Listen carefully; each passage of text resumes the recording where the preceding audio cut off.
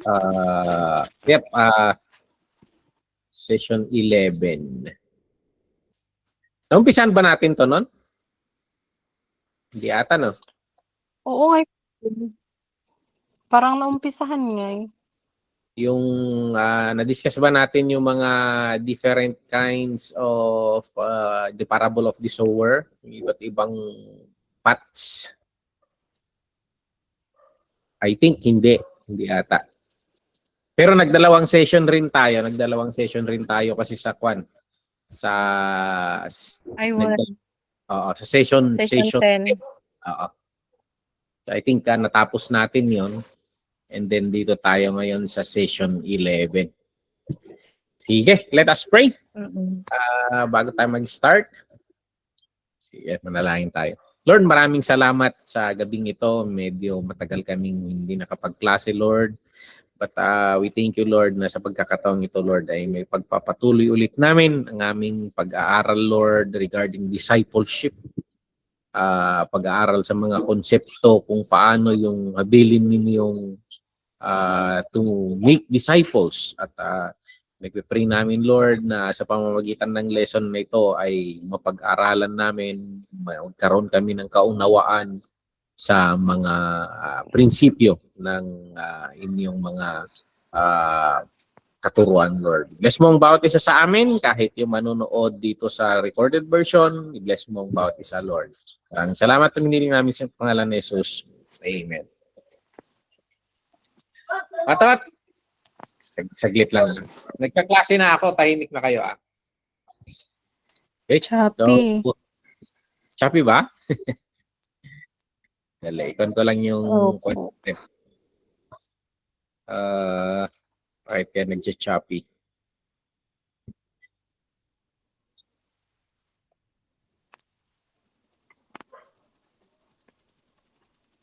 Alright. I hope tuloy-tuloy na ito, hindi mag-choppy. Nandito tayo sa session 11, Navigating the Journey, Overcoming Obstacles in Discipleship. Kasi pinag-aralan natin noon yung mga principles of discipleship, but kahit sa mga gawain sa ministry ay hindi madali. May mga balakid, may mga challenges. Kaya nga maraming mga pastor ang nagsasabing na burn out, nagsasabing napapagod sa ministry kasi hindi madali ang mag-disciple ng mga tao. So, ayun, sabi sa itong text na ito, sa John 16:33, sabi ni Jesus Christ, "In this world, you will have trouble, so take heart." Take heart. So, kahit in the doing the works of ministry, hindi madali yan. Hindi magiging madali. So, theoretically, parang andali pag pinag-aaralan natin, pero hindi laging ganon. So, overview lang natin. Noong pinag-aralan natin, session 1 to 9, pinag-aralan natin ang foundations of discipleship. And napag-aralan rin natin ang regarding sa vision. So, ayan. Yung Discipler's Toolkit na sinasabi natin, yung mga essentials, skills, postures na nagtatransform sa ating vision para sa effective ministry. And then sa session 10, yung pinakahuling lesson natin, na pag-aralan natin itong skills and postures. Na-discuss natin na we need itong character or Christ-like character, yung posture ng pagiging servant, yung pagiging vulnerable, na minsan we need to show who we really are sa mga dinidisciple natin. And of course, yung pagiging dependent natin sa Holy Spirit. So, na-discuss rin natin yung practical competence, yung mga skills na kailangan natin sa mga dinidisciple natin or sa mga tinuturuan natin. We need to learn how to throw good questions. Yung i-practice rin natin yung active listening. Pakinggan natin sila kung ano yung mga sinasabi nila. At pag may mga bagay-bagay, kasi hindi naman, nagdi-disciple ka hindi naman okay agad yung nagta-transition sila sa pagiging Kristiyano. So pag may mga kailangang itama, we do the gentle correction. And then na-discuss rin natin nung nakaraan yung kahalagahan ng pagsiset ng boundaries. Pagsiset ng boundaries. So balikan nyo na lang yung notes natin and tingnan nyo itong mga principles na ito na napag-aralan natin. Nakita natin noon na si Jesus, iminodel niya yung napakagandang balanse ng grace and truth na sinasabi dito. So, he is graceful and at the same time, he is so full of truth. So, nababalanse niya yon. Hindi nako-compromise yung both side. Kasi minsan, ang Christianity ngayon, sa sobrang pagiging gracious, naisasantabi minsan yung truth. Minsan naman, in order to emphasize the truth, nawawala naman yung grace. But the Lord Jesus Christ demonstrated the perfect balance of these both two principles. So, ayan, we are being challenged na maging ganito rin. Be skillful in this art of soul care. Paano pangalagaan ng mga kaluluwa, ang mga Kristiyano, mga disciples na pinagkakatiwala ng Panginoon. So, yung session nung nakaraan, sinasagot niya yung katanungan na how do we actually do the work of discipleship? So, yung mga nakaraan yan, yung skills and posture, paano natin gagawin. Pero yung pag-aaralan natin ngayon,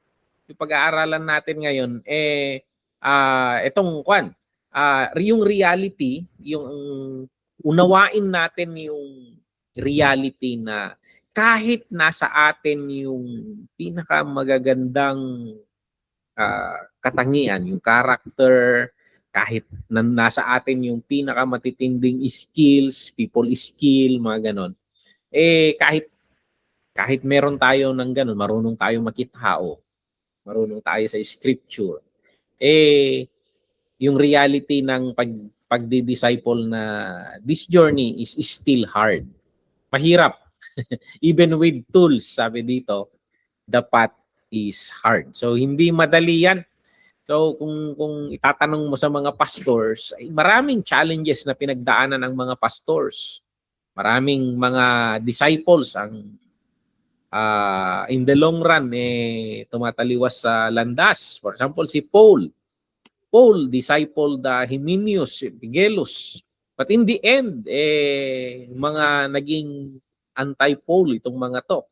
So even si Timothy, sa tagal na niyang pagiging student ni Paul, kailangan sabihan ni Paul siya na fan the flame. So ayan, Paul is still doing the works of, hindi madali ang pagdi-disciple. So ayan. But ito, magre-reality check tayo. Actually, sa John 16:33, there will be trials and tribulation, sabi ng Panginoon. May mga trials and tribulation, may mga hindi madali. Sinabi na niya sa mga apostles itong mga to. Acts 14:22. I-expect ng mga apostle ang mga hardship. So itong mga obstacles, pag ginagawa natin ang works of ministry, ang mga bagay-bagay na ito ay normal lang. Hindi mo iisipin na failure ka. So pag pumasok ka sa discipleship, pag ang hirap namang i-disciple tong mga to. Parang walang development, parang ganon. Hindi. That is normal. Hindi talaga madali. Take note, si Jesus Christ, even Jesus Christ, by the very moment na he will be crucified, he was abandoned by yung mga training niya for about 3 years. So, ayan, we prepare for the real. Itong navigating the journey, makakaharap ng mga obstacles yan. Every disciple and every disciplers haharapin itong obstacles na ito. So, ayan. Pwedeng yung disciple na tuturuan mo, mai-stumble, sasablay siya sa buhay, and yung role natin na sa guide, hindi tayo magpre-pretend na walang obstacle na magaganap. Pero i-presuppose na natin dito. Good evening pa. So yan. I-navigate natin kaya pag may mga ganito sa obstacles sa pagdi-disciple, ina-navigate natin ito ng may wisdom. Hihingi tayo ng wisdom from the Lord kung paano. Patience. We ask the Holy Spirit na pataudin na tiki na si puso tayo, and then the faith. Okay? So, ayan, obstacles are normal in discipleship, disciple making. Ayan. So, ayan, kung titingnan natin dito, may mga diniscuss si Jesus Christ dito na it's a way how would we, paano ba natin i-presuppose or paano natin ituturing ang discipleship. May binigay si Jesus Christ na parable, yung parable of the sower. Magandang gamitin natin itong parable of the sower as an analogy regarding sa discipleship. So, hindi lang tungkol sa evangelism ito. Hindi lang tungkol sa evangelism yung tinutukoy ni Jesus Christ dun sa parable of the sower. Magandang ituring natin ito bilang diagnostic tool sa ating pagdi-disciple. So, may maipapakita ito na 4 na common points of failure sa pagdi-disciple at paano i-address ang bawat isa sa mga bagay-bagay na ito. So, ayan, yung context nito, dinidiscuss ni Jesus itong parable tungkol sa yung paghahasik ng butil. Yung butil ay yung salita ng Panginoon. Paghasik niya ng butil ng salita ng Panginoon, dumadapo yung butil sa iba't ibang uri ng soil which are heart conditions. At iba-iba yung outcome ng bawat pagdapo ng seed sa bawat uri ng soil na ito. So, take note, pare-pareho yung seed, pare-parehong salita ng Panginoon. Pero magkakaiba yung soil. At magkakaiba ang mga tao. Magkakaiba ang sitwasyon ng mga tao, magkakaiba yung level nila sa pananampalataya. So ayan, ang key insight sa atin dito, bilang isang discipler, ang tungkulin mo hindi yung baguhin yung seed. Kasi yung seed, pare-pareho lang yan eh. Yung word is perfect. Walang problema sa word of the Lord. So, kailangan lang natin unawain kung anong uri ng soil or ano yung katauhan ng dinidisciple natin and to cultivate that soil. Yung puso ng tao na dinidisciple natin. So, parang paano natin ihahanda yung puso ng tao na gusto nating i-disciple. So, yan, yung nabanggit natin kanina, kailangan mo dyan ng wisdom, patience, and faith. Now, tingnan natin yung iba't ibang uri ng soil dito. So, yung una is yung hard path. So, ito, tumutukoy sa spiritual apathy. Yung parang walang pakialam sa spirituality. Or yung buhay niya ay hindi siya unrepentant Christian. So sa Matthew 13 verse 19, sabi dito, when anyone hears the message about the kingdom and does not understand it, so hindi nauunawaan ng lahat yung pagkapaliwanag. The evil one comes and snatches away what was sown in their heart. So this is the seed sown along the path. So ang problema dito, yung salita ng Panginoon na dumadapo sa puso nila, dahil hindi handa yung puso nila matigas, parang unrepentant sila, unrepentant heart or doesn't care about spiritual things. So yung naibabato sa kanilang word of the Lord, wala, tinatangay ng ibon, tinatangay ng kaaway, nawawala lang, pasok dito, lumalabas sa kabila. So parang gano'n. The word is heard, kaso hindi naunawaan. So, kadalasan dahil sa matigas na puso or puso na ayaw mag-respond. So, may mga symptoms ito. May mga symptoms. So, walang pakialam sa scripture. So, Parang walang value ang prayer. Sa kanila, wala ring pakialam sa community, the church. So, kung pupunta sa church, kung gusto niya, gano'n. So, parang gano'n. So, sa Hebrews 3:13, sabi, the deceitfulness of sin. Yun yung root cause. Yung deceitfulness of sin daw, ginawa niyang nagkalyo yung puso. Nagkalyo yung puso. So, ang nangyayari dito, may lack of conviction over sin. So, ayan, yung puso ng taong ito puno ng pride, siguro bitterness, and for the love of this world. At ang nangyayari dito, dahil ganun yung katangian ng puso niya, ang priority niya lahat ng bagay-bagay, pero bukod sa spiritual growth. Hindi niya priority yung spiritual growth. Kasi, yun nga, normal naman sa hardened heart, i-resist ang spirit ng Panginoon. Now, bilang disciples, paano ang response natin dito? Paano tayo magre-response pag ganito yung may natapat na tao na ganito, kaibigan natin, or yun, mga baguhan sa church natin na ganito ang katangian. So, ayan, kailangan natin ng tatlong bagay siguro dito sa pat na kwan. Una is loving confrontation. Kailangan natin minsan CPR. Minsan yung puso, pag tigasin yung puso, minsan yung kinukuryente nila, minsan kailangan ng loving confrontation.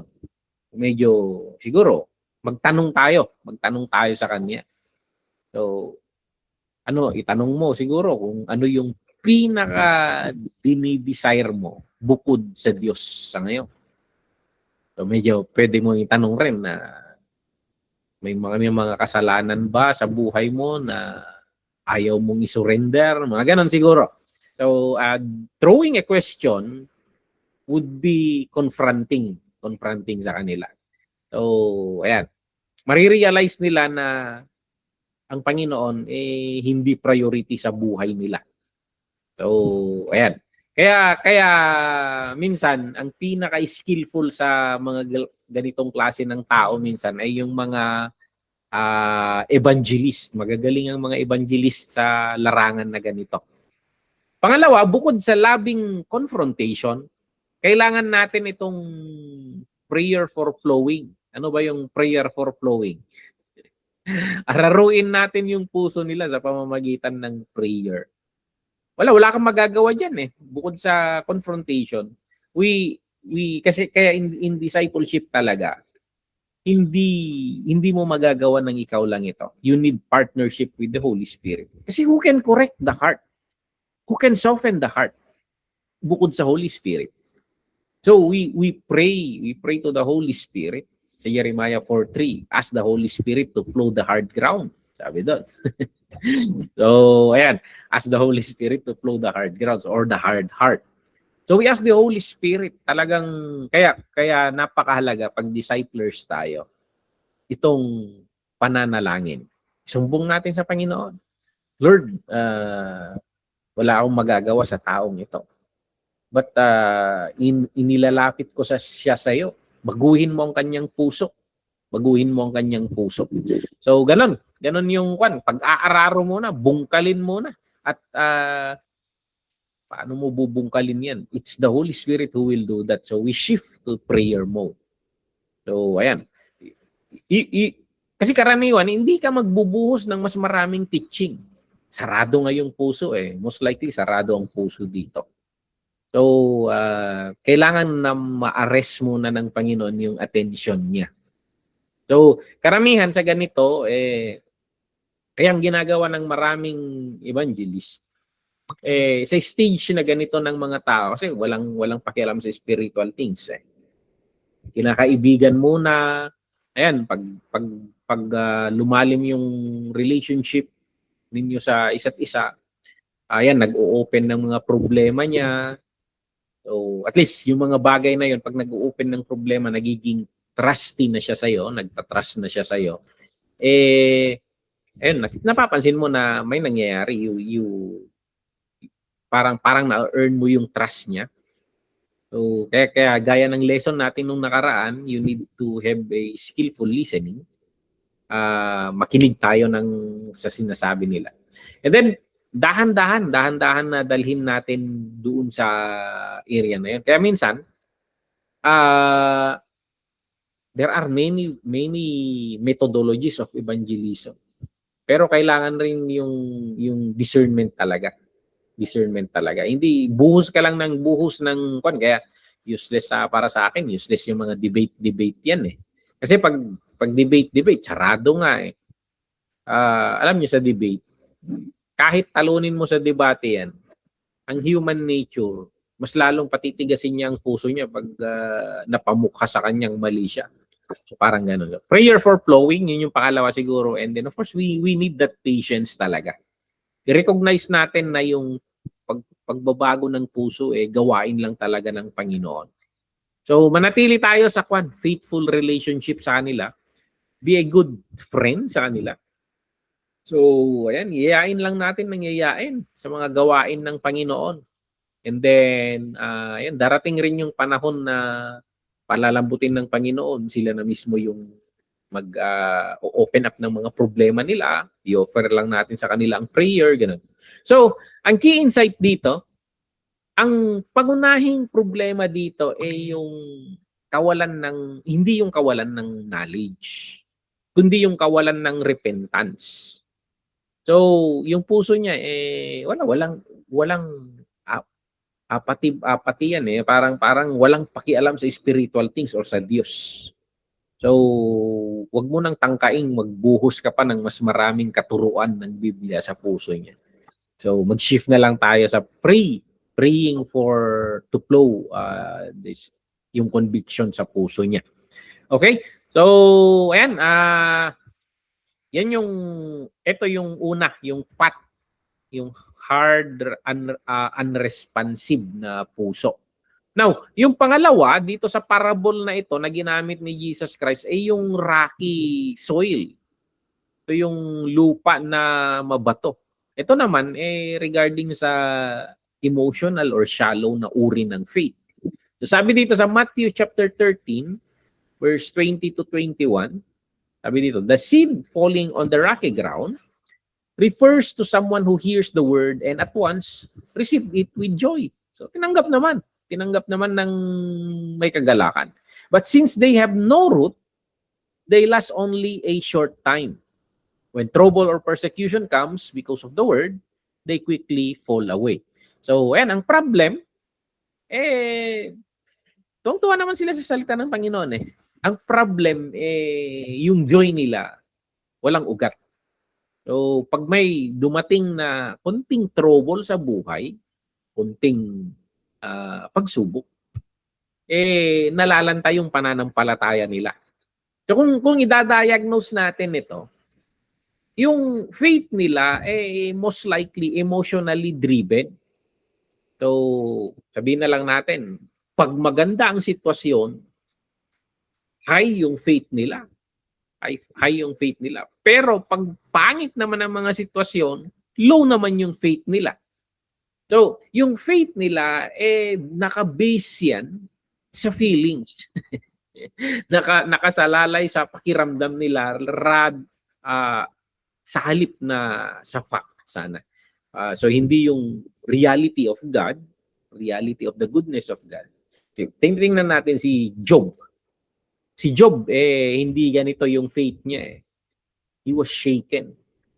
He is sad. He is broken. He is in pain.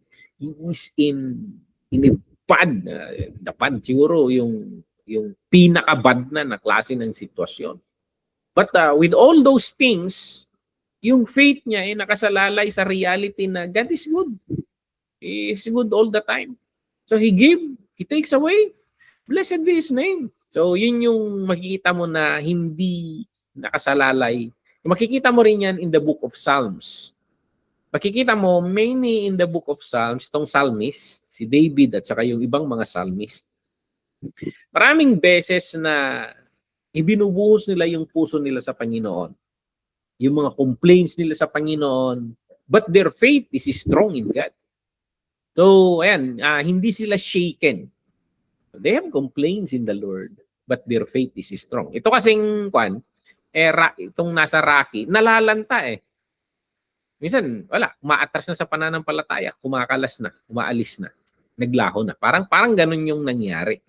So, yung first sign of difficulty, pag meron difficulty sa buhay nila, nagkukos yun ng krisis sa kanilang pananampalataya. Problema doon, lack of deep theological roots. So, yung puso nila, malambot, tinanggap yung pananampalataya, pero kulang pa sa understanding sa maraming bagay-bagay sa salita ng Panginoon. So, ayan, ang malungkot dito, pag dumadaan sila sa masasamang sitwasyon, nagagalit sila sa Diyos. Nagagalit sila sa Diyos pag humihirap ang buhay. So, ayan, immature na pananampalataya. Now, bilang mga disciplers, ano naman ang response natin? So, bilang mga disciplers, ang gagawin natin dito is root building. Ang una is root building. So, paano mo palalaguin yung root ng pananampalataya nila? So, bumalik tayo sa fundamentals. Kaya nga, sa mga new in faith, mapakikita mo yung scientific way of discipleship. Makikita mo maraming churches na pag may mga bagong tanggap sa Panginoon, may mga books yan. May mga discipleship material na they talk about who is God, what is salvation, what is water baptism, what is the church. I suggest sa inyo, you read the Purpose-Driven Life. That is very good. Ang ganda ng Purpose-Driven Life kasi ini-root out niya, iniuugat niya yung mga mananampalataya. Ang galing nga ni Rick Warren doon eh. Kasi na-attract niya yung perspective, na-attract niya na magbasa kahit yung mga hindi mananampalataya. Tapos pag itutuloy-tuloy nila yung pagbabasa, lumalalim sila, nakikilala nila ang Panginoon at lumalalim sila sa mga principles of the entire Bible. So, ayan. Go back to the fundamentals. We teach the character of God. Yung truth of the gospel. Ipaliwanag natin itong doctrine of suffering na there will be trials and tribulation. So, may papaunawa natin sa kanila na trials with the Lord is a tool to purify us. So, ayan, tulungan natin silang i-build yung identity nila in Christ. So, nakasalalay sana yung identity natin kay Kristo, hindi sa mga sitwasyon ng buhay natin, mga circumstances natin. So, ayan, root building, yun yung una. Pangalawa, pwede tayong share stories, mag-share tayo ng mga testimonies ng mga faithful believers na nag-endure ng suffering. So, ayan. Kwento natin yung mga biblical stories na dumaan sa mga sufferings. May papattern mo yan eh. Buhay ni Job, buhay ni Joseph, buhay ni Paul. Bahagi ng buhay yan eh. Kaya minsan, ito rin yung ayaw ko minsan. Maraming nagtuturo ng salita ng Panginoon na parang scam. Itinuturo na pag Kristiyano ka na, lahat ng mga bagay-bagay ay masaya. Ang buhay ng Kristiyano ay masayang tunay. Hindi, parang wala nang problema. Parang yun yung description kasi karamihan eh. But, ang paglakad sa salita ng paglakad sa pananampalatayang ito, hindi ganon. So, didiscuss natin, even Moses went through different trials and tribulations. Lahat ng sumunod sa Panginoon may mga trials and tribulations. But share natin na ayan, kahit yung personal story natin na pananampalataya sa Panginoon hindi nakasalalay sa circumstances. Okay? So, ayan. Bukod doon sa root building and sharing of stories, mag-memorize ng mga verses.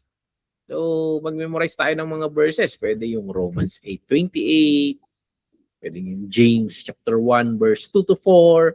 So, turo natin sila na paano magpuri sa Panginoon kahit parang sa sitwasyon mo hindi ka makapagpuri. So, ayan, parang paano paano mo ibuhos yung puso mo sa Panginoon. Ituro natin sa kanila na, ayan, kasi sa atin, natutunan na natin yan in the long run, na pag may problema tayo, inilalapit natin sa Panginoon. Yung kasi mga nandito pa sa sitwasyon ng rocky faith na ito, rocky soil, pag nagka-problema, pinagbubuntungan ng Panginoon. Parang kasalanan ng Diyos. So, ganun. So, ang i-normalize natin. Ituturo natin sa mga disciple yung struggle. No, i-normalize natin ang struggle. Normal 'yan. Sinabi na ng Panginoon 'yan, there are trials and tribulation. Ito minsan yung ayaw ko sa yung prosperity gospel kasi they talk as if all things in life pag Kristiyano ka positive lahat, ang ganda lahat. No, hindi. The reality of life in this world, there are trials and tribulation. Hindi ito yung mundo pa natin Kalaban natin ang mundong to So we normalize yung struggle. Ituro natin sa kanila kung paano maunawaan yung doubt. Kasi minsan, yung mga trials and tribulation mo, nagkukos yan ng doubt. Nagkukos ng difficulty. So ituro natin sa kanila na itong doubt and difficulty, hindi yan signs ng palpak na pananampalataya. Mga oportunidad ito para palalimin pa ang pananampalataya. So, ayan. So, ang solution, ang solution dito is hindi mas maraming emotional experiences. Ang solution dito sa ulo. 'Di ba? Yung pinag-aralan natin kanina, dito sa path, ang solution, wag mong buhusan. Wag mo silang buhusan ng higit pang mga biblical knowledge kasi hindi rin nila na-absorb yan.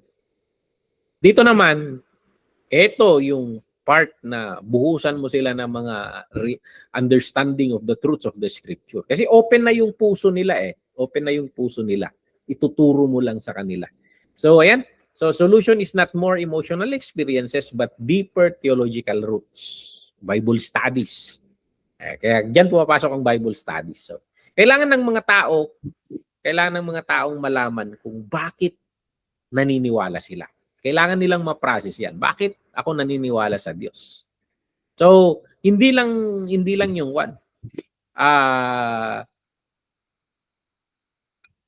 Hindi lang yung naniniwala sila, kundi maunawaan nila kung bakit sila naniniwala. There would be reason. Kaya itong kagandahan ng Kristyanismo you can be in faith and still logical. You wrestle in your mind. You wrestle in your intellect. Ang Panginoon, hindi takot sa reasoning. So, He wants to deal with us. He wants to wrestle with us. So, ayan, hindi kagaya ng ibang religion na, hindi, basta mananampalataya ka, basta maniwala ka, huwag kang magtanong-tanong. Hindi, ang Kristyanismo, the Lord, come, let us reason together, sabi ng Panginoon. Ang Panginoon, He wants to deal with us intellectually also. Okay? So that is the second kind of analogy ng uri ng disciple. Yung una is the hard path. Ito naman is the rocky soil. Yung pangatlo is the thorny soil. Yung okay naman yung soil. Kaso maraming mga damong ligaw, maraming mga tinik, bain-bain or gamusa. Yun yung tawag natin sa Ilocano. So, eto, chino-choke naman dito naman yung thorns. Okay, yung soil, nakaka-root sila. Nakaka-root sila, yung salita ng Panginoon, dumapo doon, tumubo naman. Walang problema, walang mga bato-bato doon. Maganda yung pag-roots niya. Kaso yung paglaki na ng halaman, Yun naman yung problema, na-choke sila ng mga tumutubo sa paligid nila.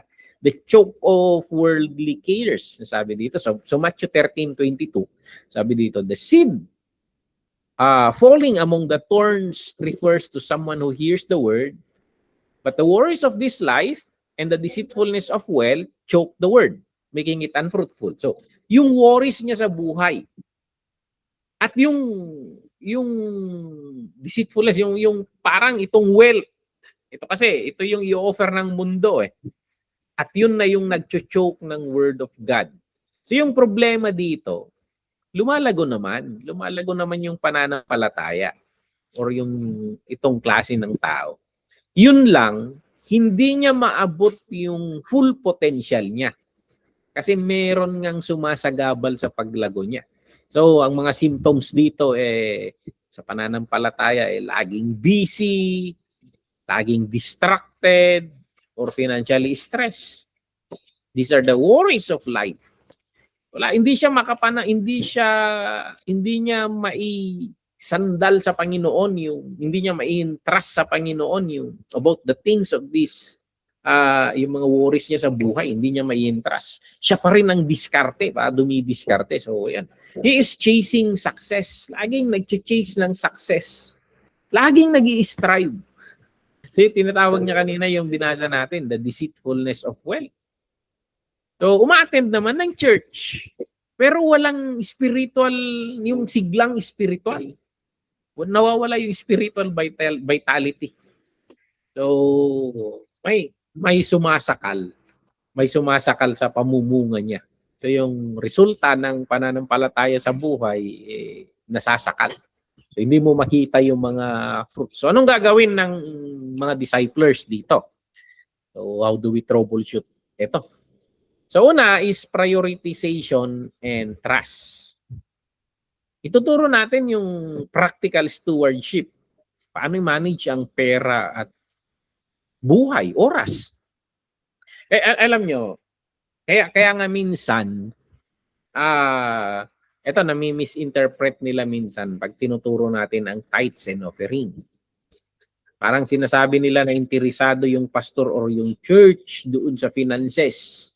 But actually, this is a very big thing sa isang Kristiyano kasi ito, yung pera kasi ang sumasakal sa atin. When you tithes, parang nilalabanan mo itong spirit na ito itong spirit na ito. Kasi, Lord, sakto-sakto lang ako. Pag nag-tithes na ako, kulang na yan ng 10% But actually, that is teaching them to trust in the Lord. Kasi sinabi ng Panginoon na given, it will come back to you. Pressed down, shaken together, and running over. So parang it is an exercise of the faith. So pag nagbibigay ka, nagta-tithes ka, kaya minsan na-i-compare ko yan Most of the time, nakikita mo yung spiritual vitality sa mga nagpa-practice. Hindi ko generalize kasi maraming nagpa-practice ng tithes na religious lang. Hindi dahil sa faith. So, ayan. Sa pagta-tithes kasi, kapos na tayo. Alam na yan, sakto-sakto, isang kahig, isang tuka tayo. But this is practicing yung faith natin na pag binigay ko to sa iyo, Panginoon, wala, kapos na ako rito. Sasaluhin mo ako sa 10% na yan. So, parang ganon. And even yung oras. Kasi yung oras, magkapatid yan oras at pera. Kasi kung wala kang oras na ibibigay, wala kang perang may extract. Kakapatid yan oras, pera, pawis, lakas. Magkakapatid yung mga yan. So, paano mo i-build yan? Prioritization and trust. Linggo ngayon. Sayang rin yung kita. Parang ganon Pero tinuturo ng Panginoon na take a Sabbath, take a rest. Tinuturo ng Panginoon yan na okay, parang sinasabi kasi sa Sabbath principle kasi yung mga Hudyo doon sa Egypt, yung buhay nila pag hindi sila magtrabaho, wala silang kakainin. So they need to work every day. Pero ang sinasabi ng Panginoon, okay, you work on Monday, From Sunday to Friday, you work kasi Sabado sa kanila Sabat. But on the 7th day, you rest. Parang ang sinasabi ng Panginoon diyan, do not work.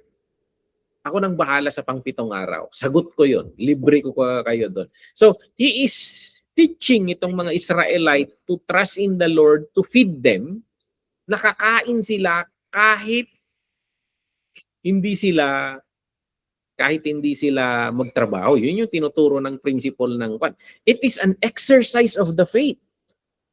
Kasi maraming Kristiyano na they don't trust God. Hindi sila nagtitiwala. Sinabi nila, naniniwala sila sa kwan. Pero hindi nila maibigay itong mga bagay-bagay na ito. And these are the principle na nagchuchok sa pananampalataya. So, giving of time, setting apart of time for the Lord, and setting apart itong tithes and offering na sinasabi dito is actually an exercise of the faith. Okay? Exercise of the faith. Ituro natin yan. So, hindi yung pera. Do nakakalungkot minsan Kasi maraming pastor at churches ang nagtuturo na hindi ito yung goal. Talagang gustong kunin yung pera and nakakalungkot. But actually, biblically, and the principle of the scripture is, these are being taught.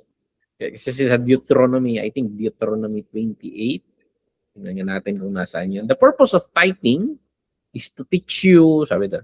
So, the purpose of tithing. So, I think eto nandun sa Deuteronomy 14:23. So, ayan, sinabi dito ni Moses, Deuteronomy 14:23. Anong sabi dito?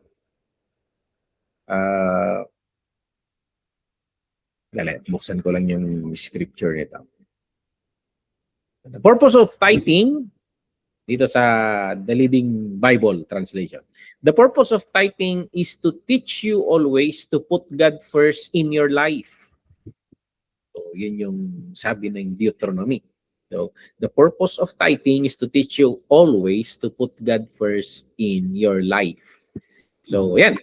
Yan yung one. So itong mga taong ito, hindi nila mauna ang Panginoon. Hindi nila mauna ang Panginoon dahil actually, sa katunayan, wala silang tiwala sa Panginoon.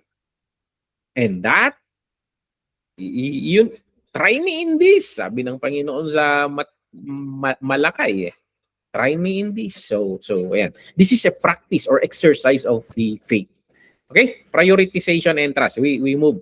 So, bukod doon, turn pulling exercise. So, ano yung mga sagabal? Bunutin nyo natin yung mga yon. So, ano yung mga top 3? Tanong mo. Ano yung mga top 3 na sagabal sa paglago mo sa buhay spiritual? Tanong mo. So, ayan. Let them identify the top 3 na parang thorns na sumasakal sa paglago nila sa buhay spiritual. And then, isa-isahin mong i-approach yung mga yun. Turo natin yung Sabat. And of course, minomodel natin yan. Bilang pastor, my Sabbath is Monday. Yun yung Sabbath ko Kasi I cannot take my Sabbath on the Saturday and Sunday because that is ministry time. But I practice Sabbath on the Mondays. So, ayan. Pahinga yun. Araw ng pahinga. You meditate on the things of God. So, ayan, ayan. You need to set apart a day. You need to set apart a day na you just rest. Rest not necessary. Kasi pag hindi ka pastor, pwede mong gamitin yung Sunday. You just go to church and then worship the Lord. Relax in life. So, ang hirap nito, ang hirap ng walang ginagawa. Sanay tayo sa busy world. Ang hirap ng walang ginagawa. But you need to practice. Ang tinuturo ng Panginoon sa Sabbath, you rest. I will supply all your need. Relax. Parang ganun ang sinasabi ng Panginoon. It is a practice of rest and trust in the Lord. Okay? And bukod doon, pag-aralan, ituro mo or pag-aralan ninyo pareho ng dinidisciple mo yung principle of God's provision. So, pag-aralan ninyo yung Matthew 6:25 to 34 or pag-aralan ninyo yung principle ng contentment, Philippians 4:11 to 13. So, ayan. So, basically, itong mga thorns dito, not necessarily na bad things ang mga to. Not necessarily na bad things. For example, trabaho. Masama ba ang trabaho? Hindi naman. That is a channel for our provision. Minsan, family. Masama ba ang family? Hindi naman. Finances? Hindi naman. But, itong good things, ang nangyari kasi sa mga good things na ito, naging out of control sila. They've grown out of control. Hindi mo na makontrol. Sila nang nagko-control sa'yo. Yung trabaho mo, naging alipin ka na ng trabaho. Yung family mo, hindi mo na na-enjoy. Alipin ka ng pamilya mo, parang gano'n. So, even finances. Instead na finance is working for you, you are working for finance. Parang gano'n. So, the solution is not, hindi eliminate. Hindi to eliminate the responsibilities, but to keep them in proper priority. Kasi ang tinututunan natin sa discipling is learning to put God first in our life.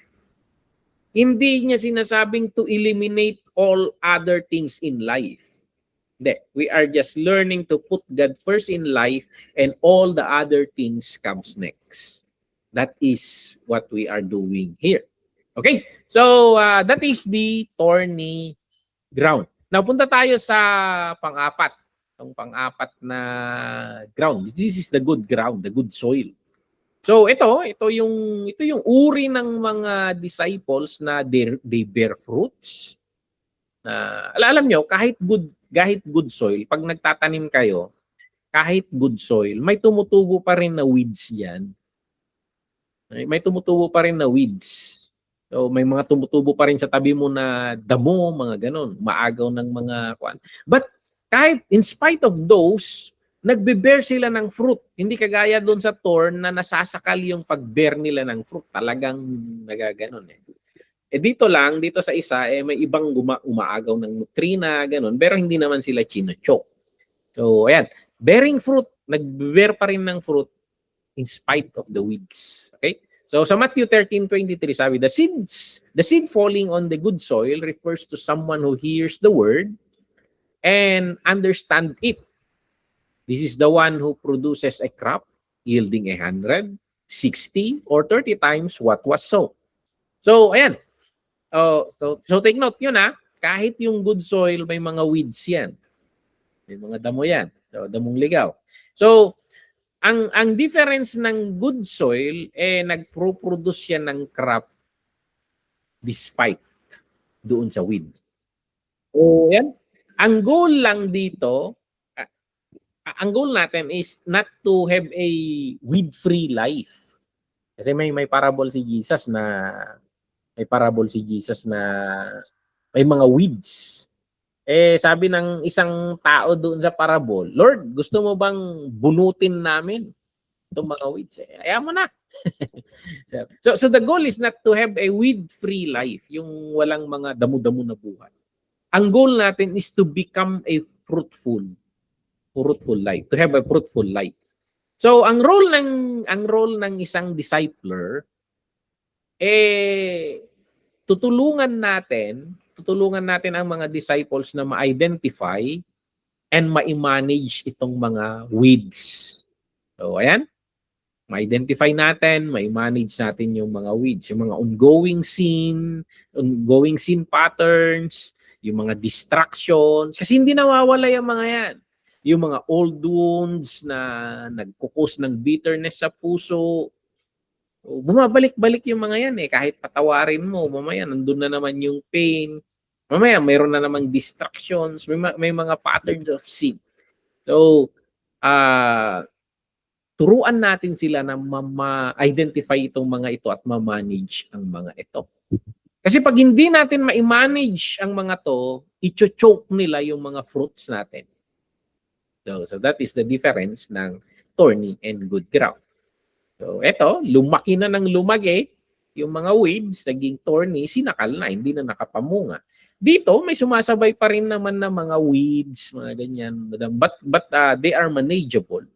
At hindi sila nakakasagabal sa pag-bear natin ng fruit. Okay? So, ayan.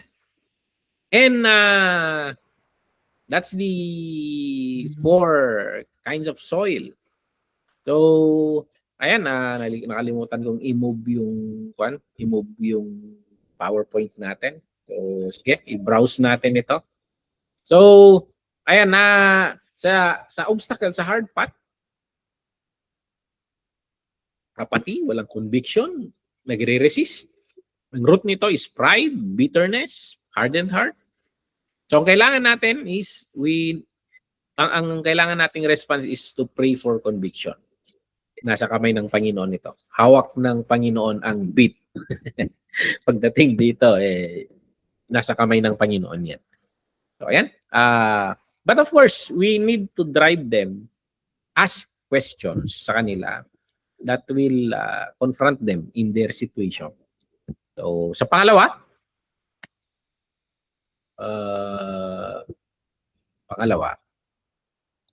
okay, rocky soil. Dito naman, emotional, hindi consistent yung faith niya. Mababaw ang mga spiritual roots niya. Okay? So, ang kailangan natin gawin bilang mga disciples, ituro natin ang mga doctrines, ang mga katuruan ng Biblia, ituro natin, ipaunawa natin sa kanila ang biblical understanding on suffering. So, we encourage scripture memorization. And then sa pangatlo, the thorny soil, ang symptom nito is laging busy, laging nadidistract, laging nai-stress. So, ang root nito is too much worry and pursuit of wealth. So, kaya ang kailangan nating gawin dito bilang mga disciples is turuan natin sila how to rest in the Lord. Turo natin sa kanila ang stewardship. Okay? So, identify and remove the thorns. So, ayan. And then the good soil, sabi natin kanina, even good soil has weeds. But fruit grows despite the challenges. So, ayan. Tulungan natin ang mga disciples to manage yung mga struggles na they encounter in life. Okay? So, ayan. May mga advanced obstacles rin. May mga, bukod dito, may mga advanced obstacles na dinadaanan ng mga disciples natin. Kung may questions kayo, mag-con lang kayo. I-click nyo lang yung raise of hands para ma-unmute ko. Tumutunog-tunog kasi kanina. So, nag-mute all ako. So, may mga advanced obstacles. So, may mga deeper challenges na dinadaanan minsan ng mga disciples. So, ayan. May mga makakaharap ng bawat Kristiyano na mga mas komplikadong hamon sa buhay at nangangailangan ito ng wisdom and discernment. So, ang una, yung dumaranas tayo ng crisis of doubt. Alam nyo, may pinsan ako na ministro rin. Tinanong niya ako, kasi sinabi raw ng anak niya, Ma'am, I'm having doubts on my faith. Sabi ng pinsan ko sa akin, ikaw bilang pastor rin, paano pag tinanong ka ng pamangkin mo ito? I'm having doubts on my faith. Ano sasabihin mo sa kanya? Sasabihin ko, that's okay. Kasi ang Panginoon, hindi siya natatakot sa doubts natin. Sabi ko sa kanya, sabihin mo sa kanya, you seek God. If you are having doubt, ask God, are you real? Sa kagustuhan nating ipakilala ang Panginoon, mas gusto ng Panginoon na makilala siya ng mga tao. Kasi ang ipinapakilala natin, itong Diyos na pinaglilingkuran natin, hindi historical God ito. Historical God in the history lang siya. Hindi, this is a person, this is a real being. So, you throw your doubts to God. So, are you real God? So, ayan. So, pag pumapasok yung mga intellectual doubt, kasi maraming naririnig yan. Pag pumunta sa college, makakarinig ng arguments ng mga atheist, may mga seek the truth. Seek the truth. Alam niyo si Lee Strobel, The Case for Faith. He wrote a book, yun na yung title, The Case of Faith. Si Lee Strobel ay isang atheist. Hindi siya naniniwala sa Diyos. Pero isa siyang journalist. So ang journalist, most likely ang journalists are researchers. So may scientific way of researching. They follow evidences. They follow proofs, mga ganon. So he applied the science of investigation sa pagtatanong niya regarding the Lord Jesus Christ, regarding faith. So ang dami niyang in-interview, ang dami niyang pinag-aralan. At yung mga proofs na tinitingnan niya, mga signs, mga evidence, it brought him to the conclusion na totoo ang Diyos. Na-encounter na ang Diyos, ang personally. Kaya sa akin, pag may mga taong nagda-doubt, that's normal. That's normal. So, ayan. Seek God. Wrestle with God. Seek understanding through genuine questions. Are you real God? Kasi even ako, personally, umabot ako sa mga puntong ganyan. Kasi lumaki ako dito sa first, nabombard ka dyan. Not until I had a personal encounter with the Lord na naging buo yung faith ko. Kasi dati, naririnig mo lang, nababasa mo lang, gano'n. When I went to college, I'm on my own. Then totoo kaya, maabot yung punto na, totoo kaya yung mga tinuro sa akin ng bata. And then until I got an encounter with God, that I personally pray to Him, and then nakikita ko sa buhay ko na sinasagot niya yung mga tanong ko, nagko-connect the dots ba? Connect the dots. So, ayan. Yung mga questions ko in life, unti-unting nauunawaan ko, pinapaliwanag niya sa mga situation rin ng buhay. So, ayan. And then I get to know Him personally.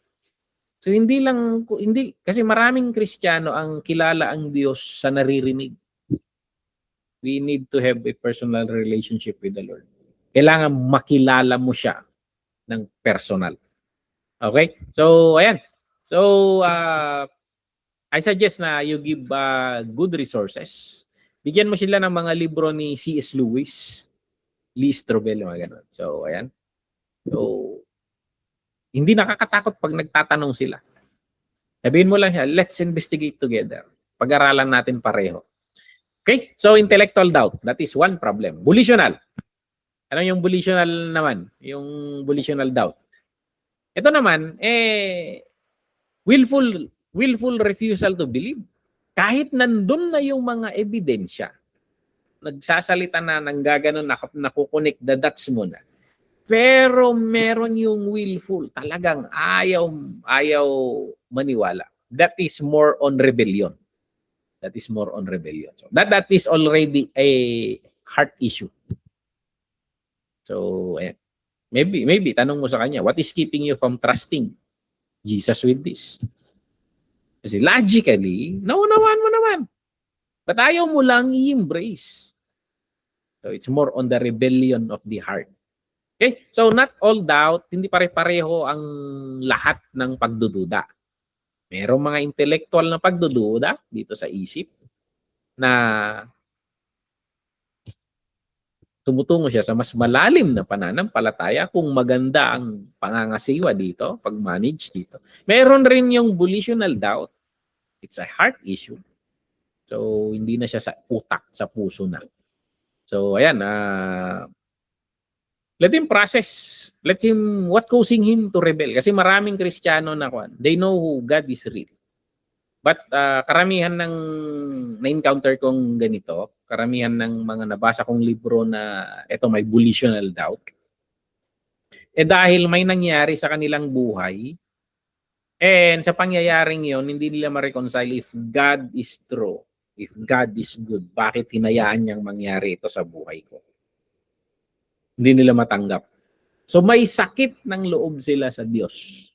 May sakit na. Kasi sinisisi nila, for example, may namatay sa kanila, natalbog ang negosyo, at sinisisi ang Panginoon sa mga, kung talagang mabuti siyang Diyos, bakit ganyan? Parang, bakit tinayaan niya? So, ayan.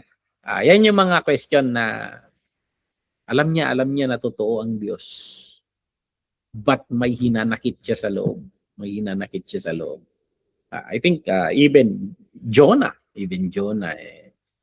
went with that struggle. May rebellion siya sa Diyos. Okay? So, ayan. Sige. Ito may mga suggestion akong libro dito na para sa mga intellectual doubt. You read the Mere Christianity. Ang title ng book ay Mere Christianity. Ang author nito ay si C.S. Lewis. Pangalawa is The Reason for God na ang author nito ay si Tim Keller. And yung The Case for Christ na sinulat ni Lee Strobel. So, ayan. Pwede rin yung The Case of Faith. Si Lee Strobel rin yun. Okay? So, ayan. Crisis of doubt. Now, bukod doon, itong mga mas advanced na problema na tinutukoy natin, yung una is the advanced obstacle sa discipleship. The crisis of doubt, yung una. Ngayon, ito naman, pangalawa is the persistent sin. The trap of persistent sin. Ang problema dito, yung believer, nakulong na siya sa paikot-ikot na habit of sin. Parang ganun, paikot-ikot lang doon, hindi siya maka-exit on that cycle of sin. Nagko-confess, nag-struggle, and then nagfo-fall ulit, sumasablay, and then nagko-confess ulit. Yung cycle, paikot-ikot. So, yan yung struggle, and we know that is not easy. So, ayan, hindi madali that they struggle with sin. So, bilang discipler, paano mo siyan i-address? So, ayan, may mga suggestions na mga sinasabi ng mga scholars or mga Vatican ministers. Sabi nila, combat isolation. So, combat isolation. So, sa James 5:6. So, make sure na meron silang community. Kasi pag mag-isa ka lang, wala kang community, nag-feed yan ng sin. Kaya kaya sinasabi sa Hebrews, do not neglect fellowship. Kasi in that is nagiging busy tayo sa pananampalataya, we encourage one another in love. Pag mag-isa ka, walang nagpapaalala sa iyo, walang nangungumusta sa iyo. So, anyway, ligtas naman ako, ganun yung reasoning mo. Hindi, you need a community. If you isolate yourself, you feed into sin. So, babanatan ka ng kaaway pag walang community na nagpumapalibot sa iyo. Pangalawa is, bukod doon, create an action plan. Help them identify yung ano yung mga nagtitrigger sa kasalanan. Develop ka ng mga strategies na maiwasan mo yung mga temptations. 1 Corinthians 10:13. So, pag-aralan mo rin, you master sin. Kabisaduhin mo. So, ayan. Hindi madali ito. We need the help of the Holy Spirit. So, ayan. And then, ano pa? So, identify deeper desires. So, ayan. Preach the gospel. Remind them that their identity is in Christ. Kasi sa righteousness ni Christ, not in their performance. Kasi minsan, pag lumalagapak sila sa kasalanan, wala na, hindi na ako karapat-dapat sa Panginoon. That is the very good thing with the good news. Kasi kay Kristo, nung tinanggap natin si Kristo as our Lord and Savior, He paid our sin. Our sin in the past, our sin in the present. Kahit nga yung sin mo na magagawa mo pa lang, nandun na yung alay na naghihintay. So you hold on to Christ. Pag nagkasala ka, you just confess your sin. He is faithful and just to forgive you. So yun yung tinuturo ng scripture, and binabayaran lang ng dugo ni Kristo. Of course, in the Romans tinuro diyan. We should we sin that the grace of God may abound? Of course, no. So but pag nagkakasala ka, all the more na lumapit ka sa Panginoon, ang identity mo sa Panginoon, you are righteous not because of your perfectness. You are righteous because of what the Lord did for you on the cross. And that is the gospel. That is the good news. So the power to change, yung kapangyarihan or the power to change, hindi nagmumula sa kakayahan natin. Nagmumula yan sa spirit. Hindi yan sa willpower. Hindi mo nakukuha yan sa New Year's resolution. You just surrender to the Lord and then ask Him for help. Ask Him for help. Pag natitempt ka naman, ask Him for help. So, yan. So, preach the gospel sa kanila. Yung the reality of the gospel. The good news is in the justification, in the justification stage of salvation. Before God, kahit nagkasala ka, kahit may makasalanan ka, as long as you confess your sin, He is faithful and just, you are justified before the Father. You are righteous in Christ. So in the stage of sanctification, it is the power of the Holy Spirit who will make you holy. Dahan-dahan yan, tuloy-tuloy yan, trina-transform tayo ng Panginoon day after day, day after day. Papansin mo na lang na wala na yung weakness na yun sa iyo. So it is the Holy Spirit who will transform us. And of course, sa glorification, that is the perfection. When we go to the presence of God, either sa death or sa rapture, that is the perfection. It's still work of God. That is the gospel. Okay? And pang-apat, bukod sa preach identity in Christ, may pang-apat pa dito. Address the root. So, what is the sin na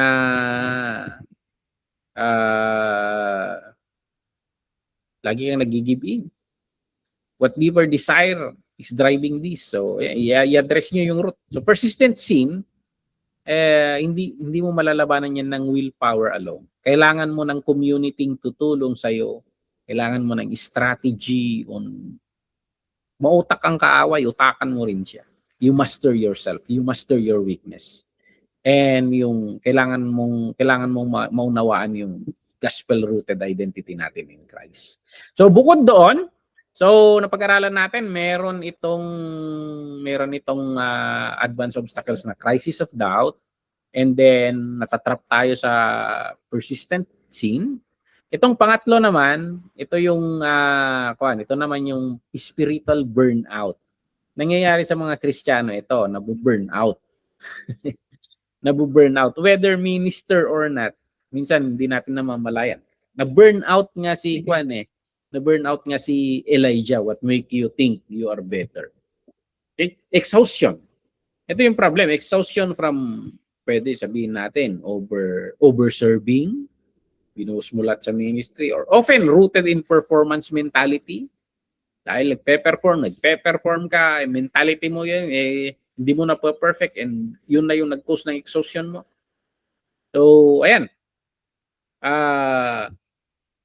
The person has been doing for God without being with God. Gumagawa ka ng mga bagay-bagay na hindi mo nakasama ang Diyos. So, parang sarili mong effort. So, mga symptoms nito, yun, loss of joy in ministry, exhaust ka, irritable ka, naiirita ka sa mga pinaglilingkuran mo, o yun, kinakasuklaman mo na yung church or yung mga responsibility sa church, responsibility in ministry, or nararamdaman mo itong pakiramdam mo, malayo ka sa Diyos. Kahit ang busy-busy mo sa ministry, pakiramdam mo, ang layo ng Diyos sa'yo. So that is, those are symptoms of spiritual burnout. Now, pag yung mga dinidisciple natin, nakaranas ng ganito, ano yung gagawin natin bilang mga disciplers? So, una, diagnose the motive. So, bakit ka nagsiserve? Are you serving from rest in Christ's love or to earn Christ's love. Maraming naglilingkod na ganon. Nagsiserve sila sa ministry para i-bless sila ng Panginoon. No, it should be the other way around. You are blessed. That's why you serve. So, ayan. Consumerism mindset. Tinuturo namin sa trailmakers yan. So, diagnose the motive. Bakit ka naglilingkod kasi? So, nakakapagod if you are doing things to earn something. So, ayan. It should be the love of God and the ministry is just your overflow.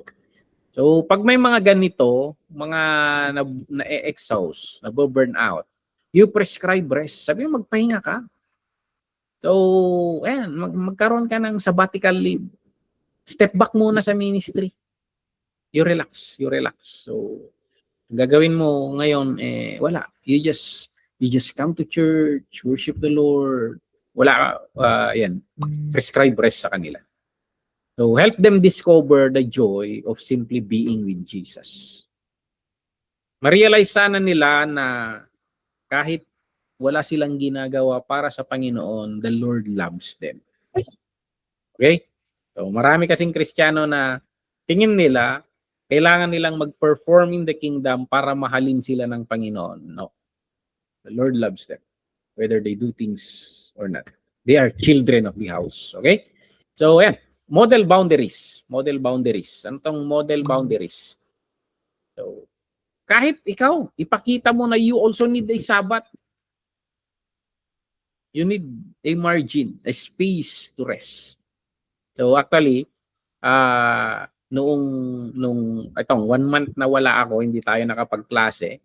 Tuloy-tuloy na kasi yan. After youth camp, so, before youth camp, daming preparation yan. After youth camp, nag-exit ako, pumunta ako sa Pangasinan. Visit, of course, visiting a family na naman. Nag-exit ako ng 1 week, actually, few days. I went to Manila just to do nothing. So, ayan, just to do nothing. See, and actually, I was able to made a sermon out of that.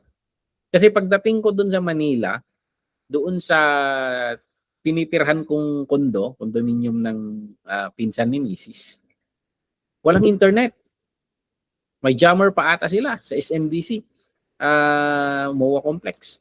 Pagpasok mo doon, wala nang signal, walang connection. Kailangan mo mag-subscribe.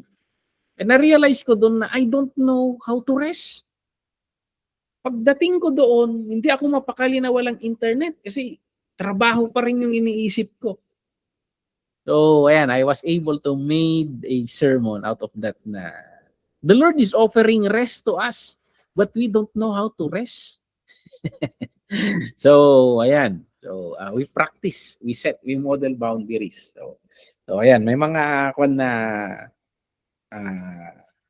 I set aside work. Wala akong ginagawa. Just thinking of the goodness of God. Just relaxing in His presence. Going to other places. Punta ka lang doon, maghalo-halo ka lang, mag-coffee ka lang sa other place. Ayan. Ginagawa ko minsan yan pag pumupunta ako sa Manila. So, of course, maminsan-minsan lang naman.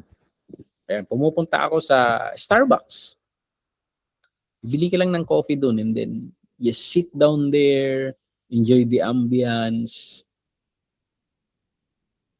You thank the Lord, you have something to buy, an expensive coffee. Expensive ba yun? Around 100 to 200. So, ayan, you just enjoy. You just think of the goodness of God. You just think of the goodness of God. So, ayan, share your own need. Kahit ikaw, kailangan mo ng Sabbath. Kasi hindi tayo marunong magpahinga. Kaya nangyayari sa atin, na-burnout tayo. And revisit abiding. So, ayan, go to John 15. John 15. Abide in me and let my word abide in you. So, mag-abide tayo dun sa vine kay Jesus Christ. Help them understand na yung fruit ay nanggagaling sa abiding in Christ, hindi sa striving. Okay? You just abide in Christ. You don't need, hindi ka namumunga sa pag-i-strive in doing works of ministry. So, kaya nga sabi nga natin, abide in Christ and yung ministry is just your fruits. So, ayan. So, ayan, key insights. Burnout is not a badge of honor. Kaya parang hinahangaan natin yung nababurnout. No. It's a warning sign na something is wrong. Something is wrong sa understanding natin sa ministry and even sa relationship natin sa Diyos. Okay? So, ayan. So that is yung pangatlo nating advanced na problema nakakakon sa discipleship. Yung una is crisis of doubt, persistent sin, and then spiritual burnout. Punta tayo sa pang-apat. Itong false teaching and conflicts. Now, ang problem na nangyayari dito, yung natututo na yung disciple na to partake ng mga spiritual food, spiritual nourishment. So nagsusubscribe sa iba't ibang sources. So nagsisimula siyang i-embrace ang mga teachings na nakaka-encounter diyan yung mga teachings na nagko-contradict sa scripture. So ayan. So anong gagawin natin? Pag ganon, may mga pananaw naman na siyang hindi naaayon sa mga banal na kasulatan. Kalmado lang. So don't panic. Don't panic. Pray for wisdom. And then magtanong tayo ng mga questions. What are you reading? Ano ba yung mga binabasa mo? So, or sino nagtuturo sa inyo yan? So, bakit ka na-appeal sa teaching na yan? So, ayun, pwede mong itanong yung mga yon. And then, you gently correct. Use scripture to show the error. Makita mo yung scripture. Bakit mali yan? Bakit mali yan? So, mahirap rin yung padalos-dalos eh. So, you investigate. Pag-aralan mo rin yan. Napakaswerte na nga natin ngayon kasi may AI. So, ayan, type mo lang doon. Bakit itong perspective na ito ay wrong? Nasaan yung mga scripture na nagpapatunay na wrong ito? So, ayan. So, napakadaling mag-research ngayon because of artificial intelligence. Hindi kagaya noon na you need commentaries, ang dami kailangan mo ng libraries. Okay? So, ayan. But, pag magba-Bible study, for example, may classmate ako doon sa seminary and may kaibigan siya. And he was influenced by this teaching of the INC. So, ayan. And parang nakukuhan siya na tao nga ata si Jesus Christ. Tao lang. So, parang gano'n. So ayan, nagdi-debate sila ng kaibigan ko. Then sabi ng kaibigan ko, why not we set a time, a regular time for once a week or twice a week, several days, na we go to a certain place, coffee shop or whatever, certain place, and then we just bring our Bible. Isang tabi ko yung pagiging Pentecostal ko, isang tabi mo rin yung pagiging influence mo ng INC. So, yun yung sabi. And then we read the scripture together. And then we just let the scripture answer yung mga questions natin. Yun yung ginawa nila ng ginawa. Until to the point na naunawaan niya na kasi minsan yung scripture ay ginagamitan ng human logic, human principles to teach. But if you read carefully the scripture, malinaw yan. So ayan, so gently correct. Use scripture to show the error, be patient. And yung pagbabago, it takes time. So ayan. Huwag mong gawing debate. Mahirap yan. Pareho ang perspective na gawin mo dito is you seek for truth. So we don't depend truth. Hanapin natin yung totoo. Ano yung sinasabi ng scripture dito? We read the scriptures. Read. And then tingnan natin yung mga conflicting scriptures, unawain natin bakit ganon. So it takes time. So maging ang mode mo dito is be a truth seeker. So sabayan mo sila. We seek for the truth. We investigate. So false teaching, often nakaka-appeal ito sa legitimate needs regarding meaning, purpose, or spiritual experience. Kaso nag-o-offer ito ng mga counterfeit answers, hindi siya scriptural. So address the need while correcting the error. So i-address natin yung need na naka-attract sa kanila sa pananaw na yon. Okay? So ayan, and then panlima.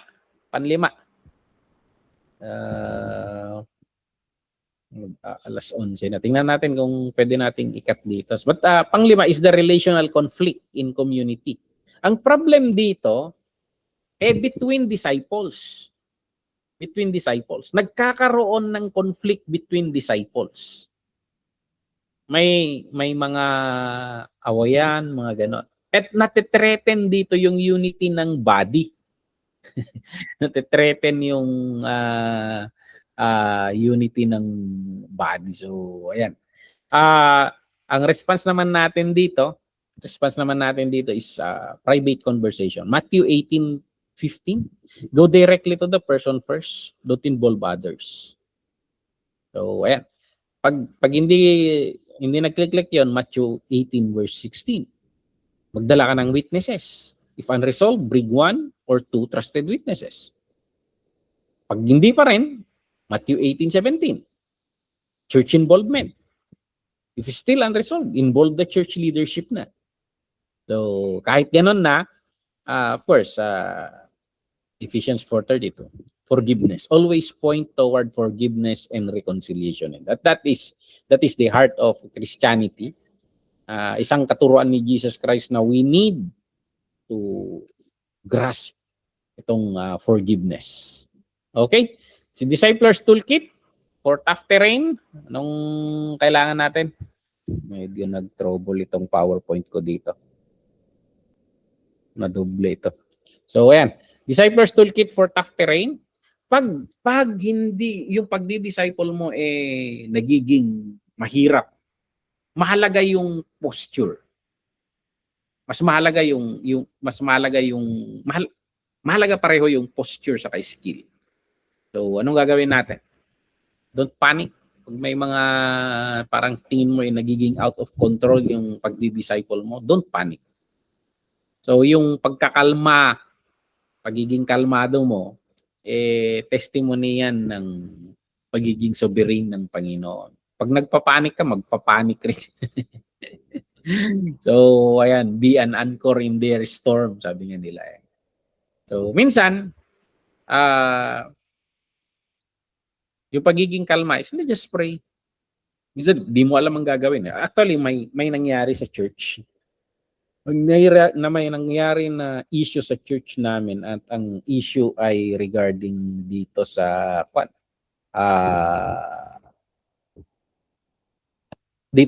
conflict. May conflict within the church. At hindi ko alam ang gagawin ko. Ay may young pastor and then ang involved sa conflict hindi lang mga simple na mga tao. It elevates even sa taas. But hindi ko alam ang gagawin ko. But I prayed na, Lord, you need to guide me here.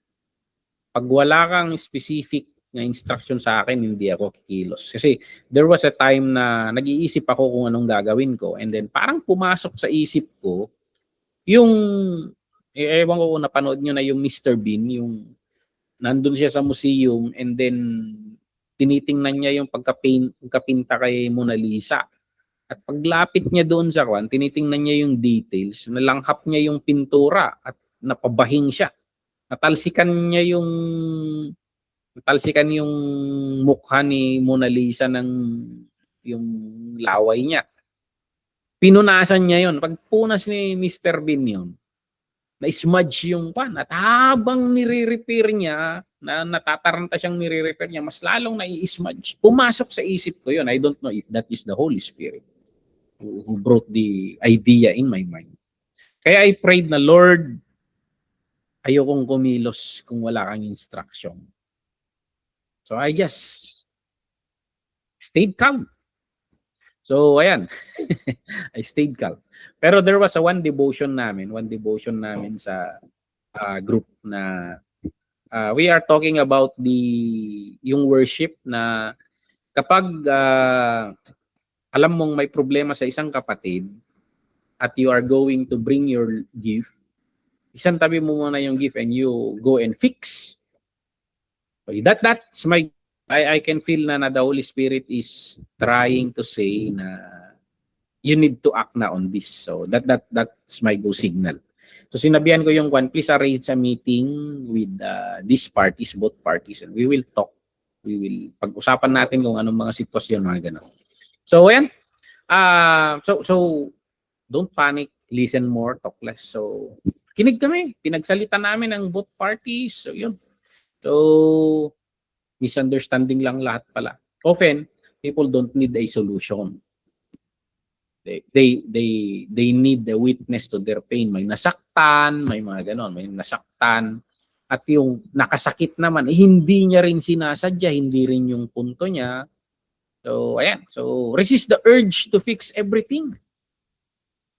So, sometimes the most powerful ministry is simply sitting with someone in their pain. You just sit down.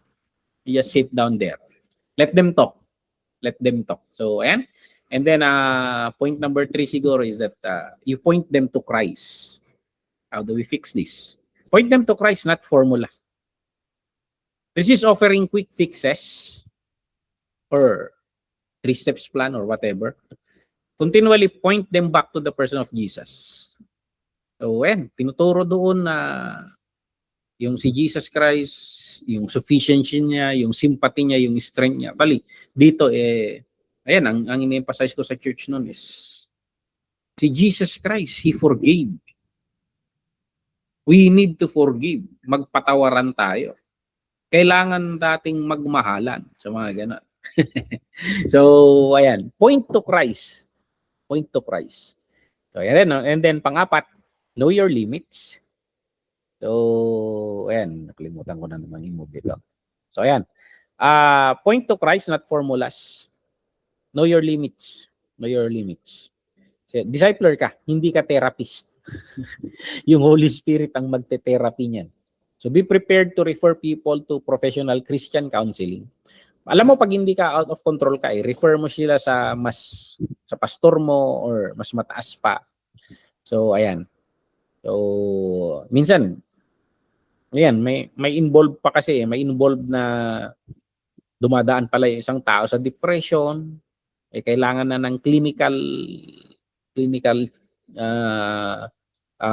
methodologies of addressing them. So, ayan. Hindi na lang simpleng kwan. Talagang may pinagdadaanan pala yung tao na depression or anxiety. So, ayan. So, marami kang hindi masasolve. So, know your limits. And then, pray with them. May mga bagay na hindi ka masasolve, but all you need to do is, can we pray? So, ayan. In that moment of crisis, you stop and pray. Let them hear na nag-intercede ka para sa kanila. Kasi namomodel kasi nito yung dependence. Dependence natin sa Jesus. And nai-invite natin yung power ng Panginoon to directly pumasok sa sitwasyon. Okay? So, ayan. Remember also your own need for grace. Hindi ka perfect na disciple maker. Nagkakamali tayo. Minsan, hindi natin nakukuha yung cues ng Holy Spirit. So, minsan, may masasabi kang mali. So, ayan. Okay lang yun. Kaya we always point our disciples to Jesus. Hindi sa perfection natin. We point it to the perfection of the Lord. Okay? So, your identity, kailangang maunawaan mo na you are, as a discipler, you are a guide. Hindi ka savior. Hindi mo sila masisave mula sa mga pinagdadaanan nilang trials. Hindi mo maaayos lahat. So, yung role mo lang lumakad kasama nila. Point them the path. And then, point them to the Lord. Yung path na patungo sa Kanya. So, ayan. So, ang Panginoon ang magbibigay ng growth sa kanila. 1 Corinthians 3:6. So, ayan. So, kailangan maunawaan mo rin na ikaw, bilang discipler, fellow traveler ka rin. Disciple ka rin eh. Hindi ka pa perfect. Nandun ka rin eh. Nauna ka lang lumakad. Hindi ka rin finished product. So, hindi ka expert. Wala sa'yo ang lahat. So, few steps ahead ka lang sa kanila. But actually, nasa road ka rin noon, natututo pa rin, still learning, nag-i-stumble pa rin, still na kailangan ng grace of God. So, ayan. You are a witness. You are a witness to God's faithfulness. So, yung role mo is to remind them of what God has done. Ano bang pangako ng Panginoon? Remind them of those. I-remind mo kung sino ang Diyos. Pag hindi nila matandaan, nandun ka para magpaalala. And you are dependent on the Holy Spirit. So, ayan. Yan yung identity mo. So, you cannot change a heart. Hindi mo mababago ang puso. Hindi ka makaka-cause ng growth. So, ayan. Ang magagawa mo lang magtanim, magasik ng butil ng gospel. Magdilig.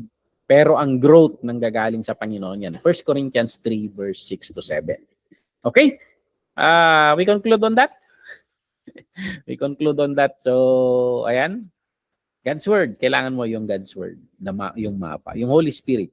Yung compass. Jesus, the trailblazer. Kailangan mo rin ang community. So, ayan. Conclusion. Bilang the faithful guide, hindi mo malalaman ang lahat ng sagot. Hindi mo maayos ang lahat ng problema. And talagang ganyan yan. So, ang primary role mo lang is huwag kang maging savior. Be a faithful guide na consistent na nagpo-point out sa struggling disciple sa Panginoon. So, mahirap yung daan, yung landas, mahirap yan. Pero hindi tayo nag-iisa. Meron tayong mapa. Yan, meron tayong mapa. The Word of God. So, yan. Siya yung lamp unto our feet, light to our path. Meron tayong compass, yung Holy Spirit. Siya yung mag-guide sa atin into all truth. And then of course, si Jesus Christ, the trailblazer. Dumaan na siya dyan eh. He walked this path. He conquered the grave. So, ayan. Ang job natin, walk alongside and say, nawala rin ako dito noon eh. Sumablay ako rin dito. So, alam ko lang yung saan patungo. Follow me as I follow Christ. Yan yung sasabihin mo kagaya ni Paul. Okay? So, final challenge. Obstacle simulation. So, ayan. Pag may mga dinidisciple kayo, may mga grupo kayo ang dinidisciple, try nyo to. I-diagnose nyo. Anong uring soil? Yung isang, i-try nyong tingnan yung mga dinidisciple ninyo kung anong uring soil. Anong obstacle yon? Mag-strategize ka ng response mo. Ano yung unang sasabihin mo? Anong question ang itatanong mo? Anong scripture ang pwede mong gamitin? And of course, pray for wisdom to be a faithful guide, hindi yung nagmamarunong na fixer. Okay? Let us always pray for humility, wisdom, courage to walk with others through the hardest part of the journey. So that is our lesson for this evening. So, purihin ng Panginoon, it's already 11. So, I don't know kung may mga tanong kayo. Kung mute kasi lahat dito eh. So, ayan. But anyway, kung wala, you can always message doon sa chat group natin. We will close this in prayer. Purihin ng Panginoon. Sige, manalangin tayo. It's already 11. Nakaba pala ng lesson natin to. But anyway, one lesson na lang tayo and then we finish this course. Sige, let us pray.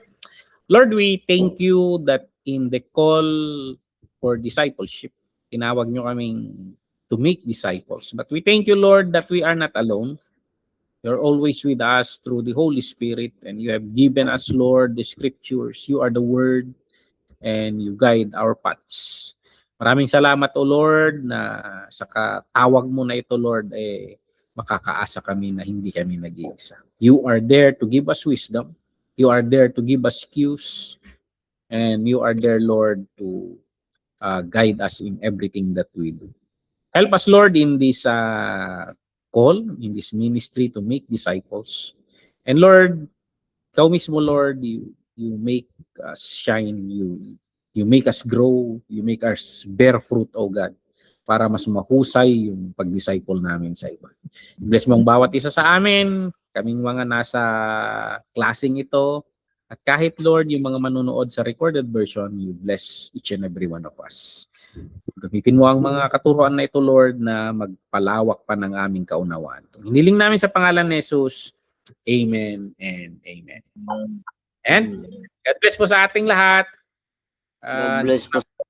Good night. Good night. Good night po.